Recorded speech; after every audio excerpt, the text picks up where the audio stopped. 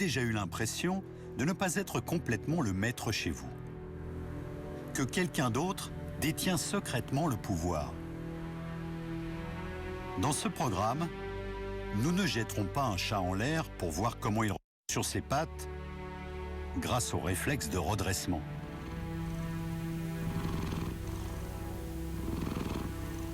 Nous n'étudierons pas son ronronnement, dont la fréquence comprise entre 25 et 150 Hz aurait des vertus antalgiques pour les tendons et les muscles endoloris. Ni nous n'interrogerons ses origines pour comprendre comment il a inspiré l'image du sphinx. Nous ne remonterons pas le fil des millénaires pour questionner les fresques et les sculptures des temples de l'Égypte ancienne. Nous ne reviendrons pas sur le fait qu'il veille sur nous ou nous surveille depuis des siècles.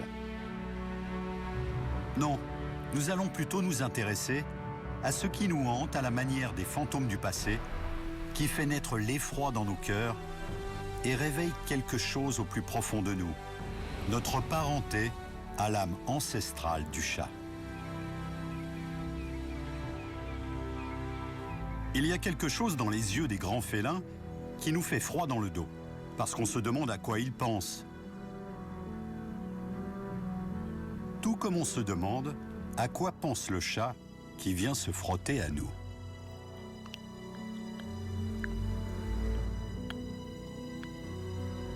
Chaque fois qu'il dévoile ses canines acérées, la ressemblance est troublante.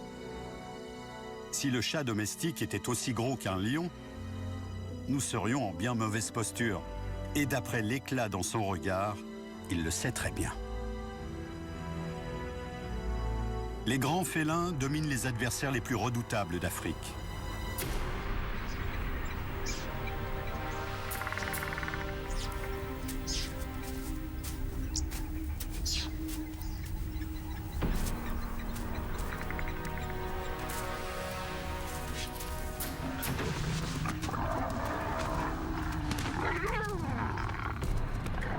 Ces combats sanglants et spectaculaires dans la savane résonnent dans le corps athlétique du Felis sylvestris catis, notre chat, votre chat.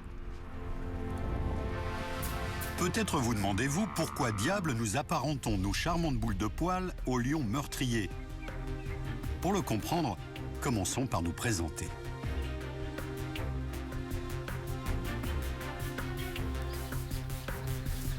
En tant que reporter pour National Geographic, explorateur et défenseur de l'environnement, nous avons vécu et travaillé parmi les lions. Nous œuvrons pour la protection des grands félins depuis plus de 35 ans.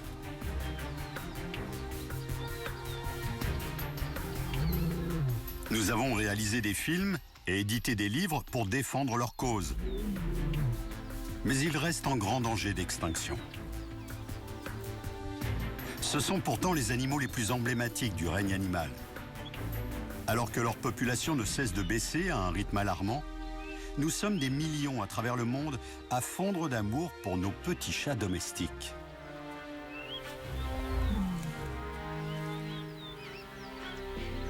Il semblerait que nous soyons déterminés à exterminer les uns et à adorer les autres.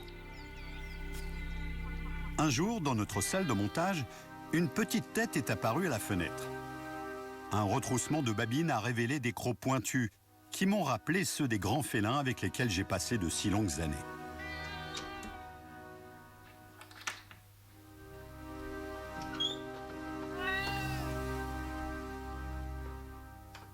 Alors que la chatte des voisins s'est glissée chez nous, j'ai reconnu quelque chose du tigre dans sa foulée majestueuse. Quelque chose du lion dans l'éclat de ses yeux qui m'ont incité à me pencher sur les différences et les ressemblances entre les grands félins et ce superbe intrus. L'histoire de tous les félins se cache dans ce regard indomptable.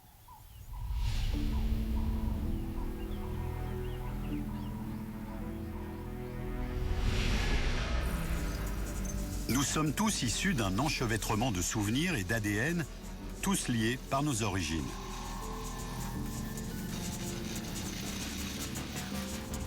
Le chat d'aujourd'hui est la dernière branche d'un arbre généalogique vieux de 11 millions d'années. Il vient d'une longue lignée allant des grands fauves aux petits chats sauvages, son ancêtre né il y a 2 millions d'années.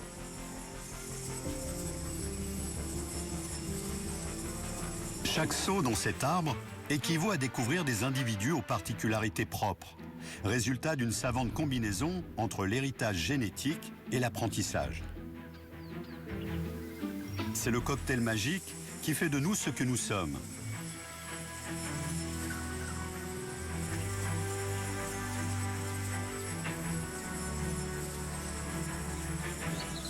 Il suffit d'un déclic pour déclencher l'instinct qui sommeille. Ces machines bioniques répondent au quart de tour.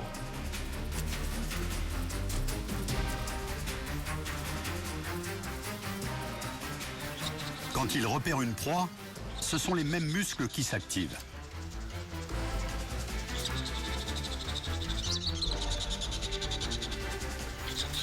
Ils sortent leurs griffes aiguisées comme des rasoirs et fendent l'air en abattant sauvagement leurs pattes sur leur proie. Leur vue perçante leur donne une précision chirurgicale.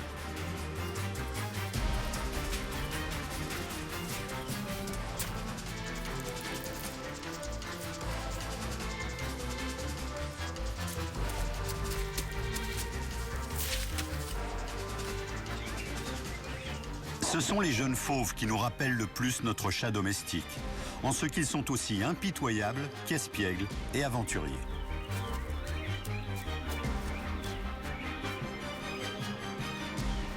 C'est très mignon, si vous n'êtes pas une souris.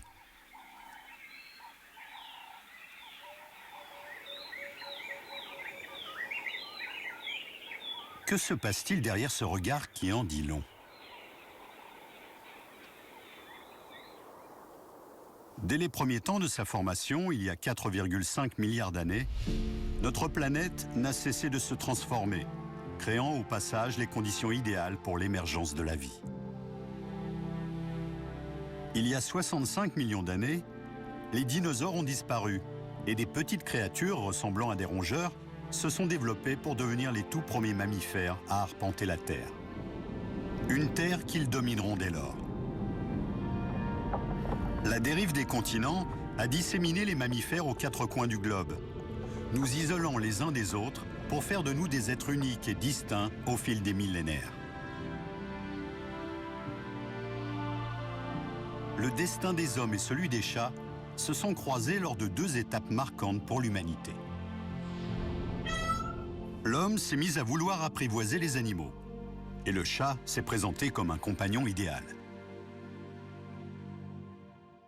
Il y a 9500 ans, sur l'île de Chypre, un être humain a été enseveli avec son chat, ce qui suggère qu'il existait déjà à l'époque une relation privilégiée entre les hommes et leurs animaux domestiques. Quand la religion a commencé à forger notre être profond, nous avons développé la pensée symbolique. Le chat apparaît dès lors dans de nombreux écrits sacrés. Il ne fait toutefois pas partie du bestiaire de toutes les religions. Si la Bible mentionne pas moins de 150 fois le lion et évoque à plusieurs reprises le léopard qui se couche auprès du chevreau, elle ne daigne pas parler une seule fois du chat domestique. Le M qui orne le front de certains chats est parfois décrit comme étant la touche affectueuse du prophète Mahomet.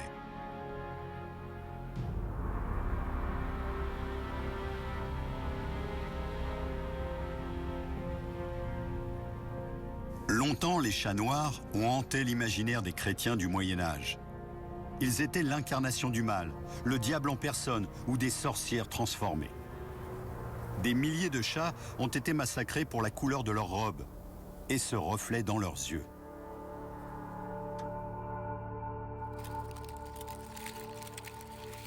Il y a environ 11 000 ans, dans le croissant fertile au Moyen-Orient, nous avons apprivoisé la terre et avons développé l'agriculture, attirant dans nos greniers de nombreux profiteurs.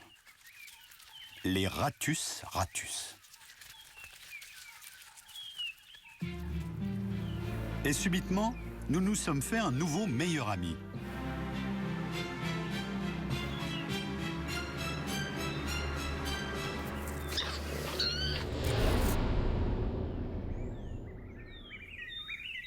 Le passage de la cueillette à l'agriculture nous a permis de faire des provisions pour partir à l'aventure et à la conquête du monde. Les rats ont suivi, devenant au fil de nos pérégrinations les animaux les plus diversifiés géographiquement. Mais nous avions une arme secrète pour nous en débarrasser. Nos ratiers domestiqués que nous emmenions partout avec nous. Il y a 600 millions de chats domestiques aujourd'hui, qui n'ont qu'un but dans la vie, chasser les rongeurs, quels qu'ils soient.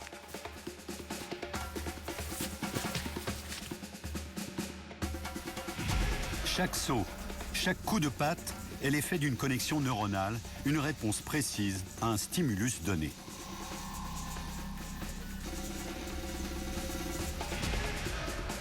Le chat va adapter sa stratégie à la situation et s'en remettre à la précision de ses moustaches pour traquer les mouvements, évaluer les distances et anticiper les tentatives de fuite de sa proie.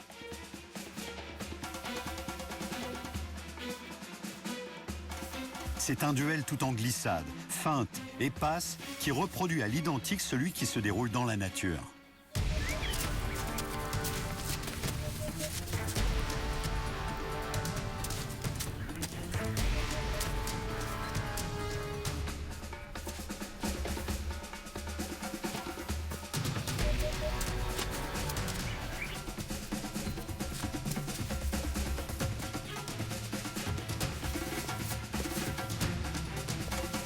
Cette chorégraphie très gracieuse sert d'entraînement à l'art de tuer.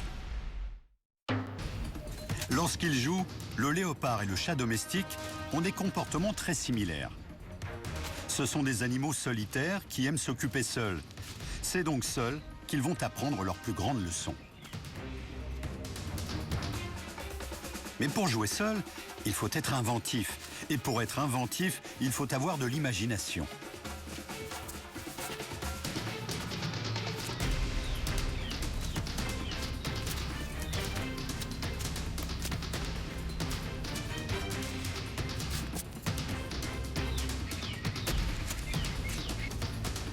Il n'y a que les chats pour réussir de telles cabrioles.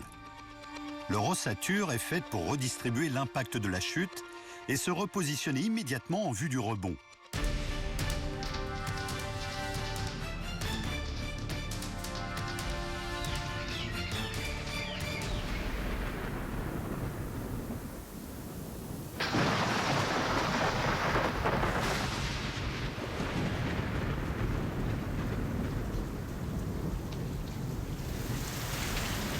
Les chats n'aiment pas la pluie. Elle leur complique un peu la vie.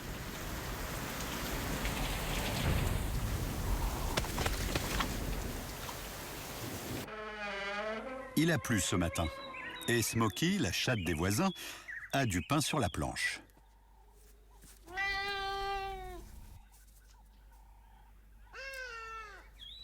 Comme la majorité des chats aux États-Unis, c'est un chat d'intérieur. Il est donc difficile de voir son comportement territorial. Mais l'ondée matinale va nous en donner un bel aperçu. Après sa petite promenade du matin, Smokey va faire une petite tournée d'entretien. Toutes les odeurs qu'elle avait déposées avec soin ces derniers jours ont été lavées. Un territoire sans marquage frais est considéré comme vacant. Les animaux dont la population est peu dense, comme celle des chats, entrent rarement en contact avec leurs congénères. Ils doivent donc délimiter leur territoire par des marquages. N'avez-vous jamais remarqué comme votre chat disparaît subitement et impérieusement, comme s'il partait en mission secrète? Marquer son territoire est l'affaire d'un instant. Comme ses cousins les grands félins, Smokey n'a qu'à suivre son odorat.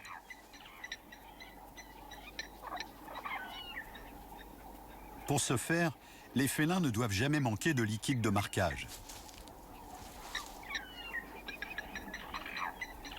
Le comble pour un guépard serait de trouver l'arbre parfait et d'être à court d'urine.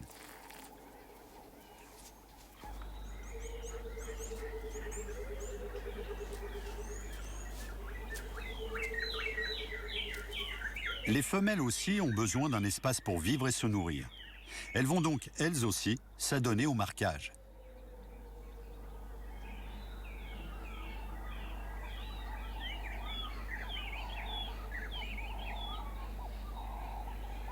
Smokey a senti l'odeur d'un chat dans le voisinage. Elle va donc marquer son territoire. Mais voilà qu'un oiseau lui barre le chemin. Et il n'a pas l'air commode.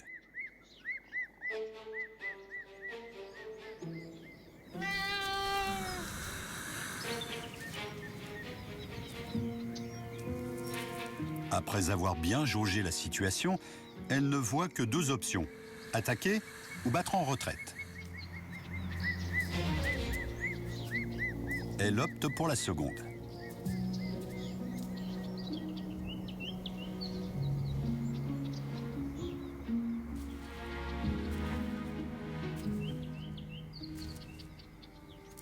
Et puis, son regard s'allume de nouveau.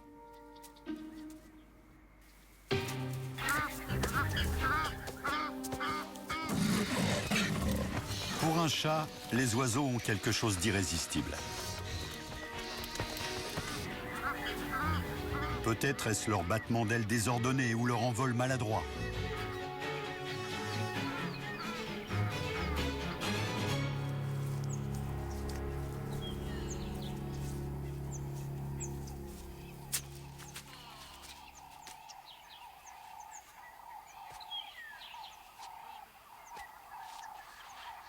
Le marquage est une activité qui donne soif.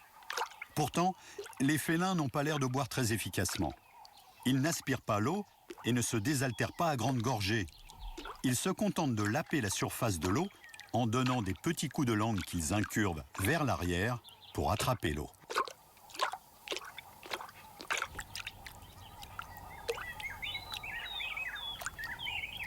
Cela peut paraître inefficace, mais c'est tout le contraire.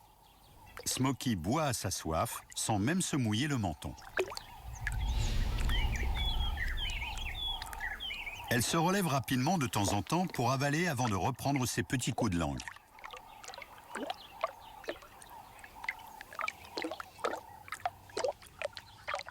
Puis, elle lèche délicatement son nez, doté de 200 millions de capteurs olfactifs, avant de reprendre sa tournée.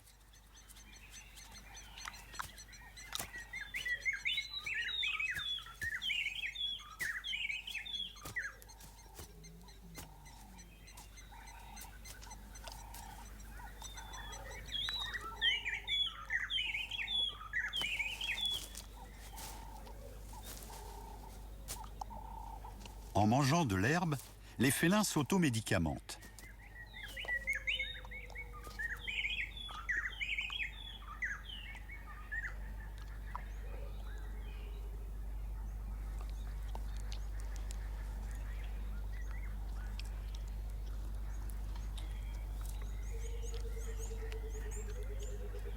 Ils y prennent un certain plaisir, cela va de soi. Mais ce n'est pas tout. On a longtemps pensé que c'était pour se purger, pour pouvoir régurgiter les poils avalés et se débarrasser des parasites qui envahissent leur estomac.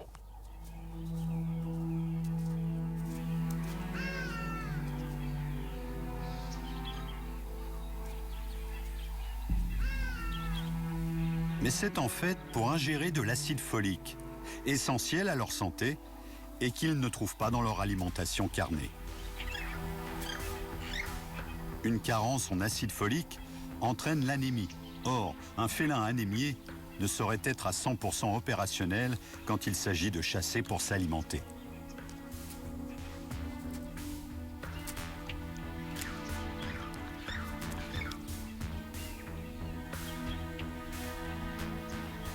L'herbe ne les retient pas longtemps. Ils repartent rapidement à la recherche d'un vrai repas, une proie vivante et vulnérable.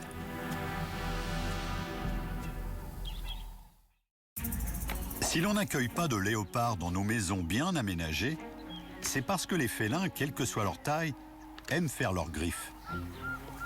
Ce rituel contribue à les garder bien aiguisés, mais la raison principale est d'un autre ordre. Les animaux munis de griffes et de crocs, ayant besoin d'espace vital, doivent absolument s'assurer d'une chose: tenir à distance les autres animaux à crocs et à griffes. C'est pourquoi ils vont laisser des entailles bien visibles sur les troncs d'arbres pour signifier propriété privée. Les léopards savent très bien grimper aux arbres. C'est un perchoir tentant pour tous les félins. Les guépards adorent prendre de la hauteur pour mieux guetter leur proie. À mi-chemin, ces petits doivent se rendre à l'évidence. Ils ne sont pas des léopards. Monter ne pose pas de problème particulier. Mais descendre est une autre paire de manches. Ils n'ont plus qu'à appeler leur mère au secours. Pourquoi les félins restent-ils coincés dans les arbres? Quand une lionne adulte décide d'aller au-delà des griffures de marquage, elle se hisse dans les branches supérieures par la force de ses muscles.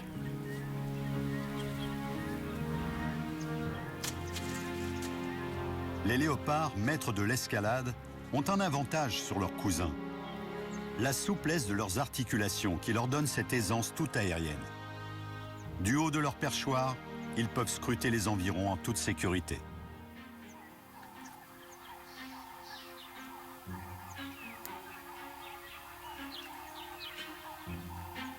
C'est pour descendre que l'affaire se corse. Notre jeune Felis sylvestris catus n'est tout simplement pas équipé comme le léopard. Il faut parfois se résigner à appeler les pompiers. Parfois, la seule solution, bien que peu élégante, est de descendre à reculons.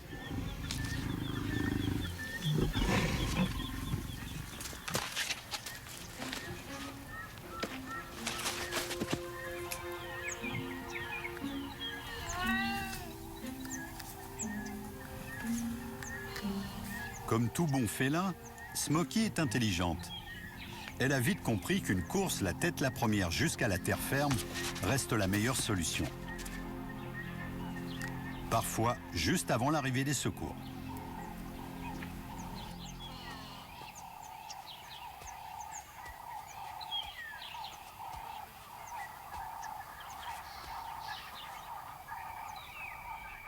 Dans la nature apprivoisée de nos habitations périurbaines, nos petits félins trouvent leur repas servi sur un plateau d'argent. L'industrie de l'alimentation animale se compte en milliards de dollars et transforme des milliards de tonnes de poissons fourrages par an. Dans la nature, c'est une autre histoire. Les repas ne viennent pas en boîte.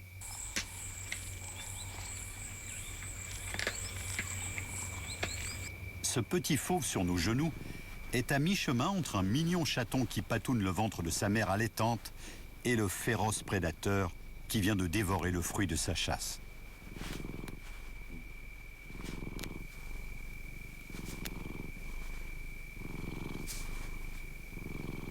Peut-être est-ce là la clé du mystère des chats. Ils ne sont ni vraiment domestiqués, ni sauvages, mais à mi-chemin entre les deux mondes. À la nuit tombée, ils donnent leur version du Dr Jekyll et Mr Hyde.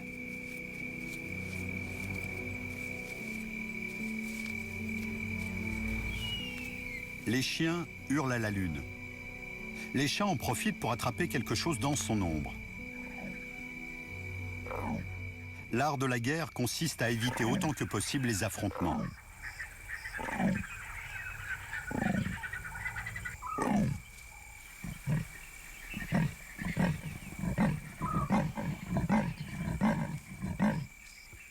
Les félins vocalisent pour revendiquer leur territoire. Mais parfois, cela ne suffit pas. Et la confrontation est inévitable.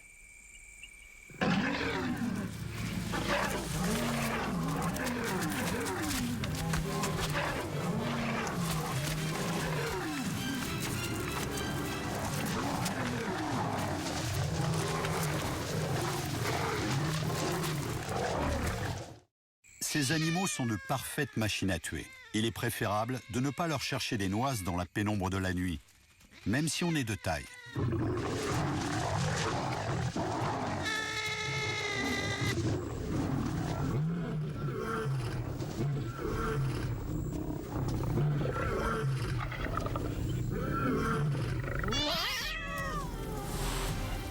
L'un des combats les plus féroces que nous ayons filmés opposait deux chats sauvages d'Afrique. Ils se disputaient une femelle.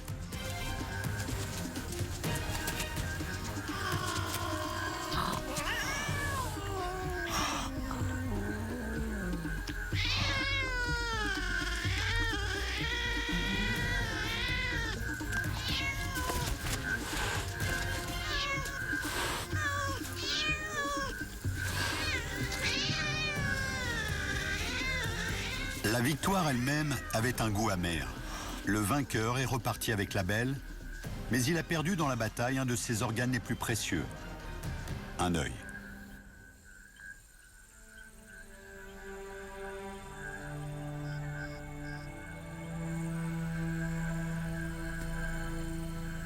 Les félins ont l'une des meilleures visions nocturnes du règne animal.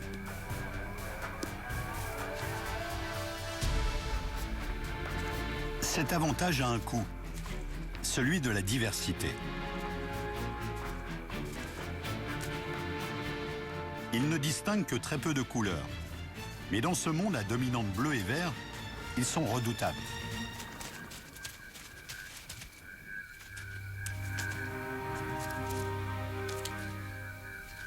C'est même un avantage vital pour le chat sauvage d'Afrique qui chasse la nuit.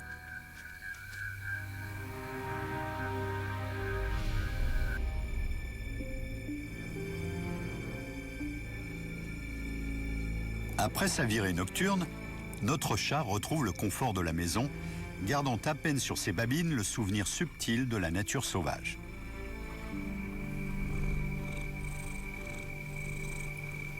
À l'aube, il s'adapte à la luminosité.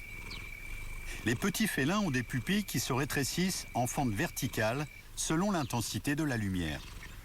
Associé aux paupières, cela donne un système de réglage lumineux extrêmement efficace.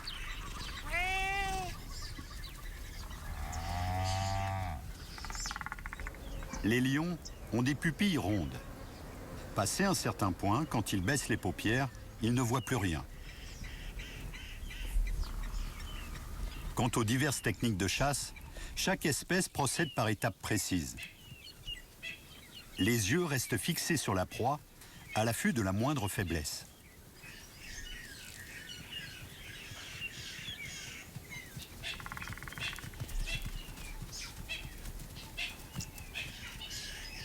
Puis, c'est la phase d'approche. L'art de maîtriser le terrain permet de ne laisser aucune échappatoire à la cible. Ensuite, ils évaluent le poids, la vitesse, les risques et les gains. C'est une phase de calcul, de stratégie. La phase d'attaque peut enfin commencer. Ce fauve va déterminer sa proie. Il a repéré une faiblesse qu'il va tourner à son avantage. Et c'est l'assaut. Passé un certain point, ce n'est pas grave si la proie le voit venir. Il lui saute dessus. Il porte un premier coup et semble se raviser. Mais ce n'est qu'une feinte, perfectionnée au cours des longues heures de jeu. C'est un retournement calculé.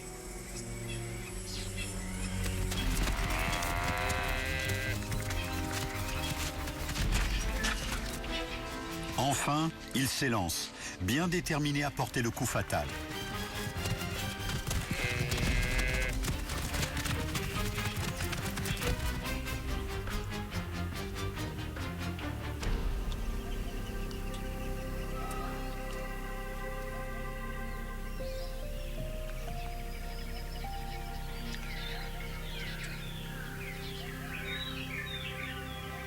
Après chaque explosion d'énergie, les félins font consciencieusement leur toilette. Léchant leurs robes, nettoyant toute trace de la chasse et du repas, soignant les moindres plaies avec leur salive aux puissantes vertus antiseptiques.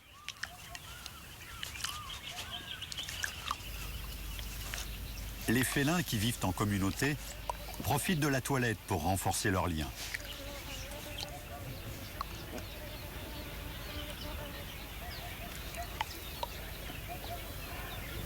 Notre chat nous réclame la même chose. Le message est simple. Nous prenons soin l'un de l'autre.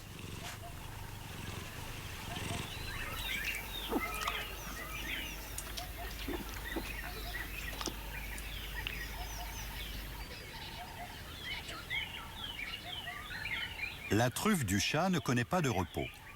Elle traite un volume encyclopédique d'informations.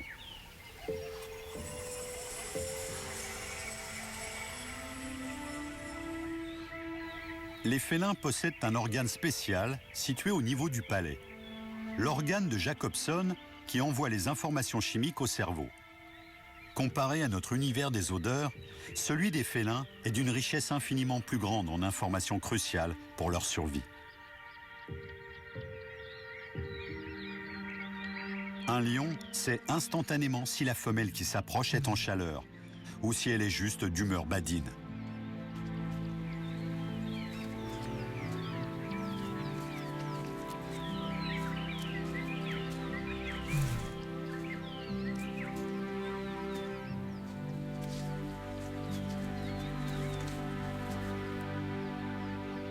Même lors de l'accouplement, ces gestes apparemment chaotiques et souvent violents font partie d'une chorégraphie bien orchestrée. C'est un tango dont les pas sont les mêmes d'une espèce à l'autre.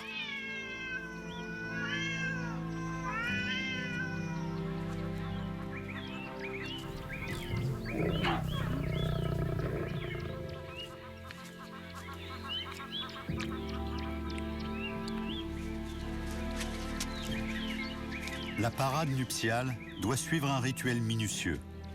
L'approche doit se faire avec circonspection.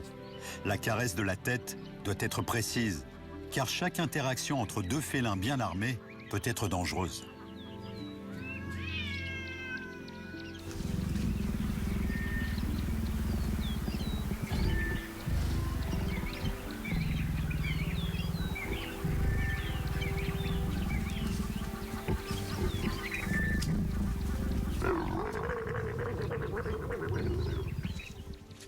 Les mâles s'en vont aussi vite que possible pour éviter de se retrouver en mauvaise posture et de gagner d'autres cicatrices de guerre.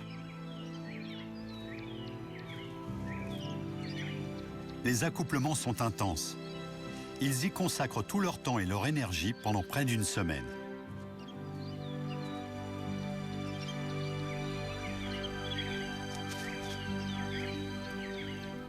Après un court temps de repos, chacun repart de son côté. Et la chasse recommence.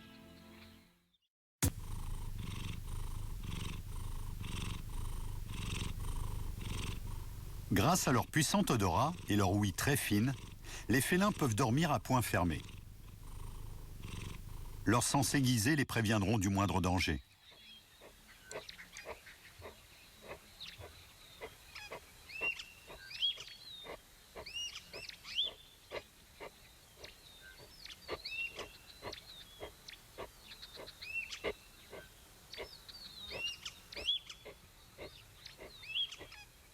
Un félin qui a eu son compte de sommeil est un félin qui a dormi 10 minutes de plus.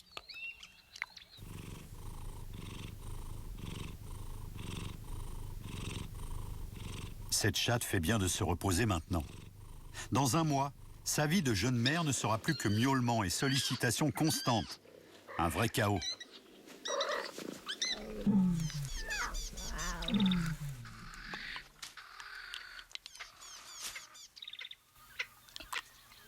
Une lionne maîtrise sa puissante mâchoire à la perfection.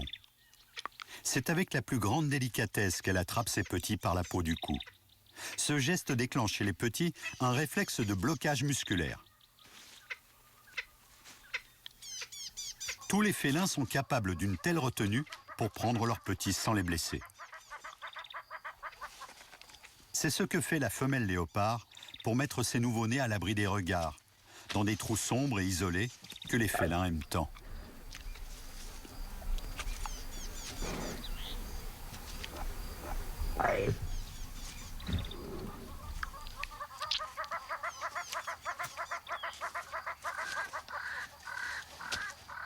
Ils ont encore la démarche chancelante et sont complètement aveugles. C'est l'odeur du lait qui les guide vers les mamelles. Le lait maternel est riche en nutriments.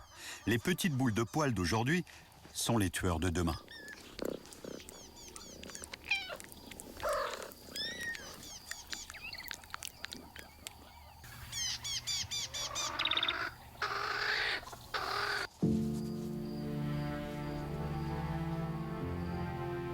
On voit souvent nos minous se rouler dans l'herbe à chat.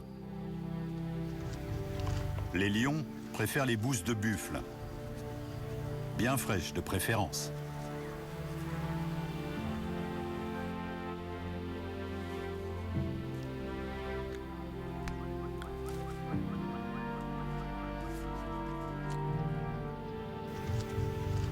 Se frotter les uns contre les autres est loin d'être une habitude anodine. Ils échangent ainsi leur odeur et quand les lions mâles se saluent, ils consolident les liens sociaux qui leur seront utiles pour défendre leur territoire et protéger leurs femelles et leurs petits.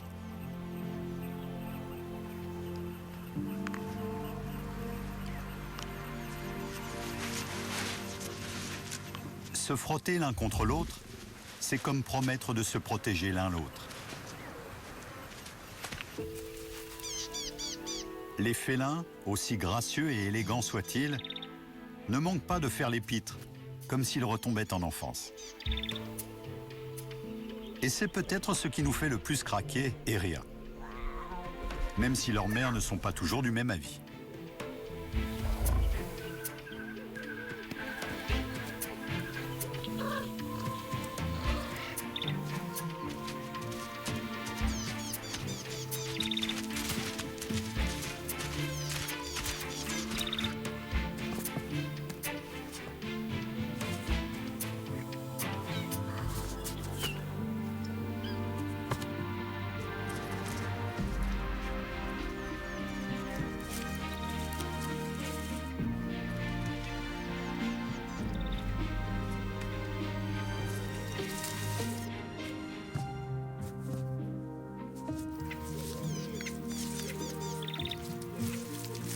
Les mères ont la possibilité bien pratique de vaquer à leurs occupations en amusant leurs petits avec leur queue. Pour les petits, la queue est une chose mystérieuse, à la fois toujours disponible et complètement insaisissable.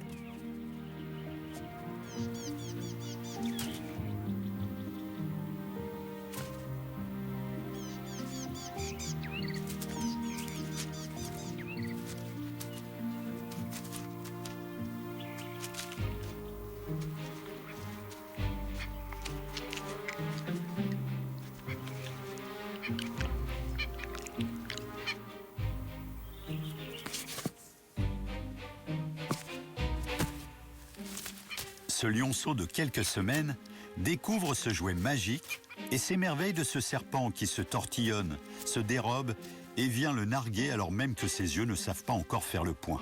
À le voir jouer, la vie ne saurait être plus douce. Mais dans la nature, la réalité n'est pas toujours tendre.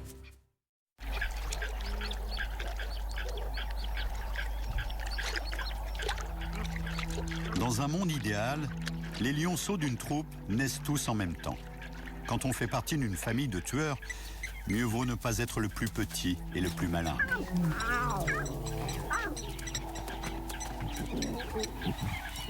Les plus faibles sont souvent laissés pour compte par leur mère. Ils deviennent dès lors la cible d'attaques incessantes de leurs frères et sœurs.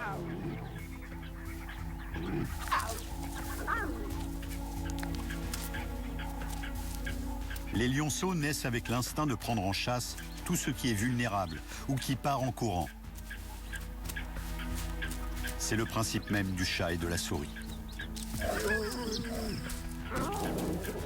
S'il survit, cela ne fera que le rendre plus fort. Dans le monde des félins, avant que les hommes ne se mettent à les protéger, les petits sont élevés à la dure.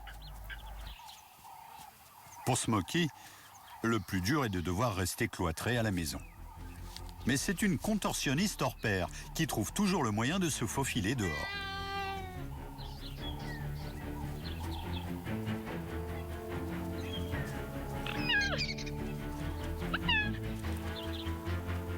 Elle est imbattable au jeu de la souris. Mais dans la nature, les petits guépards doivent faire leur apprentissage avec des proies vivantes. Il y a quelque chose de très intense chez tous les félins, quel que soit leur âge ou leur taille.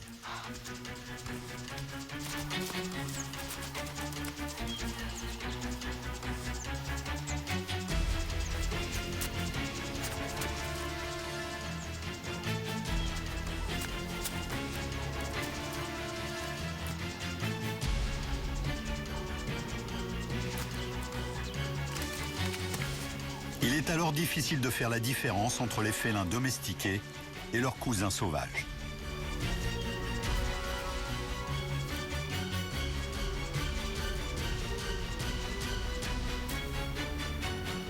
Si l'on retrouve souvent dans l'ombre de nos chats domestiques la silhouette plus imposante de leurs cousins sauvages, il serait inexact de dire qu'ils sont identiques.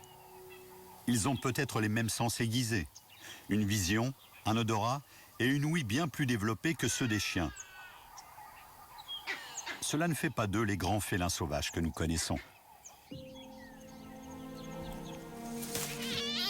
Ces derniers sont encore plus imprévisibles. Mais paradoxalement, ils sont aussi plus vulnérables.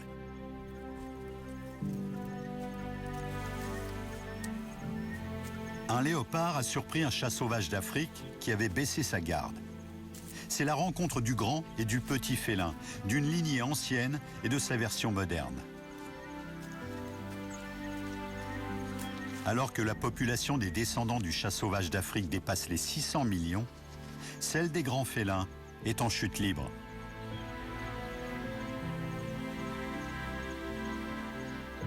Parmi les 20 000 lions qui restent sur Terre, certains s'en prennent parfois aux quelques 50 000 derniers léopards vivants, par manque de ressources et parce que leur habitat ne cesse de se réduire. C'est le prix de la survie.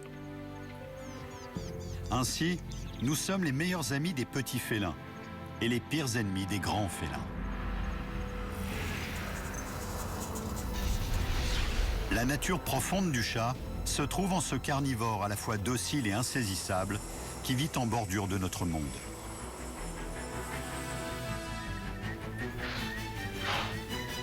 Nous les redoutons, nous les admirons et nous aimerions avoir leur force et leur agilité.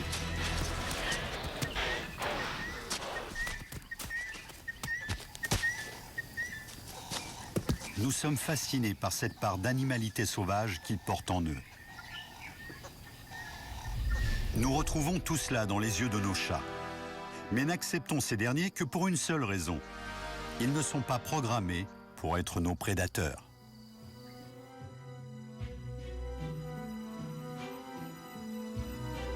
En ajoutant ces images du chat domestique à notre catalogue félin, nous avons été frappés par cette lueur indomptable qui brille dans leurs yeux, cette part de mystère indéchiffrable.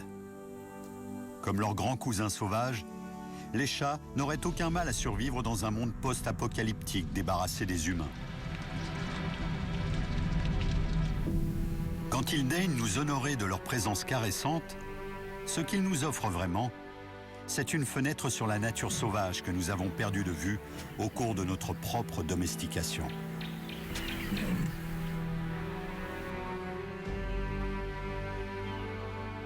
Pour l'heure, nous adhérons volontiers à la croyance commune que ce sont eux qui nous ont apprivoisés.